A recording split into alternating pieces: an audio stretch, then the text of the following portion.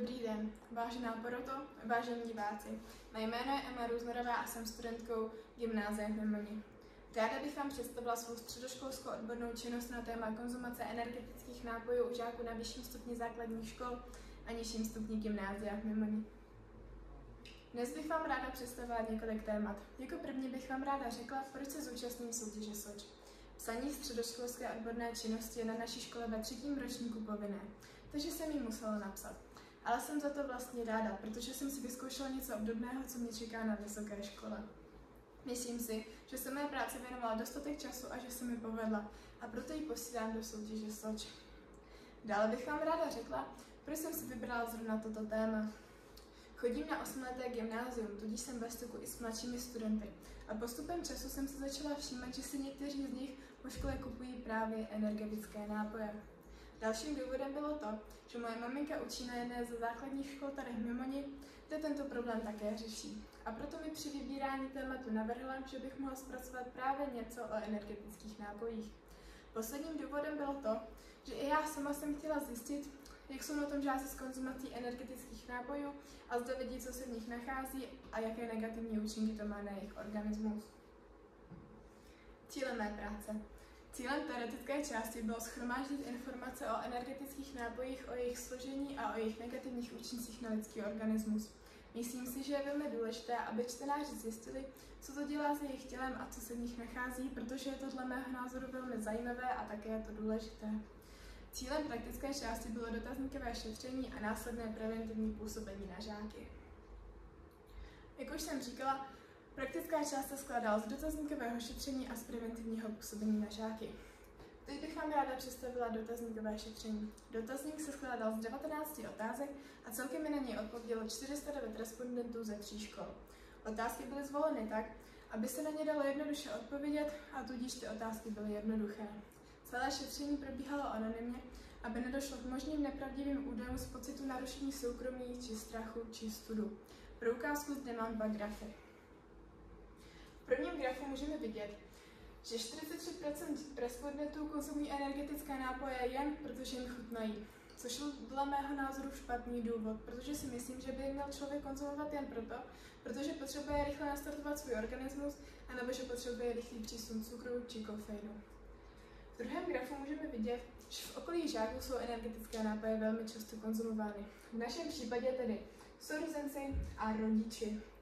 Pokud žák vidí u svého rodiče či sourozence, že je konzumuje, tak proč by se on sám nemyslel, že je nemůže konzumovat? Teď bych se ráda přesunula na preventivní působení na žáky. S odbornou konzultantkou jsem vytvořila metodiku prevence, kterou jsem následně aplikovala na dotázaných školách a zvolených ročnících. Celkem jsem provedla 5 přednášek. Metodika se skládala ze 3 aktivit, které vám teď představím. První aktivita se nazývá mluvící míček. Tato aktivita spočívala v tom, že jsem si se žáky stoupla do kroužku a házeli jsme si míčkem. Každý ze žáků vymyslel jednu otázku, na kterou se dá odpovědět ano nebo ne, a tato otázka musela platit zároveň i na něj a musela se týkat našeho tématu, tedy energetických nápojů. Ostatní žáci zatleskali, pokud byla jejich odpověď kladná. V případě, že žáci nemohli vymyslet žádnou otázku, měla jsem nějaké připravené v záloze. Při hraní této aktivity jsem přišla na to, že to žákům moc nevyhovuje, a tak jsem to změnila na to, že na otázku odpovídal jen ten, kdo měl zrovna v ruce míček. Pokud se mi daná otázka líbila, požádala jsem ostatní žáky, aby na ní také odpověděli. Po této aktivitě následovala prezentace, ve které jsem žákům jednoduše vysvětlila, co se nachází v energetických nápojích a jaké negativní účinky to má na jejich organismus. Prezentace se líbila hlavně mladším žákům, kteří aktivně odpovídali na moje dotazy a dávali pozor. Další aktivita se nazývá Já mám, kdo má. Každému žákovi ve třídě jsem rozdala jednu kartičku, na které měl napsáno otázku nebo definici, a další žák na to měl odpověď, tedy něco jako domino. Tato aktivita sloužila k memorizaci důležitých pojmů, které jsem zmínila v předešlé prezentaci, a zároveň žáky donutila dávat větší pozor. Myslím si, že tato aktivita žákům velmi šla a že se jim i moc líbila. Poslední aktivitou byl závislostní test, který si žáci napsali, aby zjistili, jak jsou na tom s konzumací energetických nápojů. Test obsahoval 10 otázek, na které se dal odpovědět ano nebo ne, a za každou kladnou odpověď si žák započítal 1 bod.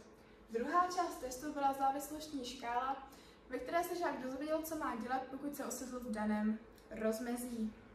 Přednášky jsem následně zhodnotila na základě mého dojmu, na základě hodnocení od dozorujících učitelů a na základě zpětné vazby od žáků. Myslím si, že se mi to velmi povedlo a jsem na sebe pyšná, že jsem byla schopná se stoupnout před třídu plnou žáků. Zde můžete vidět příklad několika hodnocení od žáků. Hodnocení od žáků byly většinou kladná, občas se tam objevilo něco takového, že to žáky nebavilo, anebo že přišli o svou oblíbenou hodinu. Jako poslední bych vám dnes ráda řekla přínosy a výsledky mé práce. Tato práce pro mě byla velkou osobní zkušeností a jsem ráda, že jsem do toho šla s takovým nasazením, protože si myslím, že se mi to opravdu povedlo. A splnila jsem všechny své dané cíle. Vytvořila jsem metodiku, která se dá použít na obdobné přednášky a myslím, že žákům velmi vyhovuje. Poučila jsem žáky a po dohodě s panem ředitelem z jedné ze základních škol provedu další přednášky v ostatních třídách i mimo práci SOČ. Děkuji vám za pozornost a za čas, který jste věnovali mé prezentaci. Naschledanou.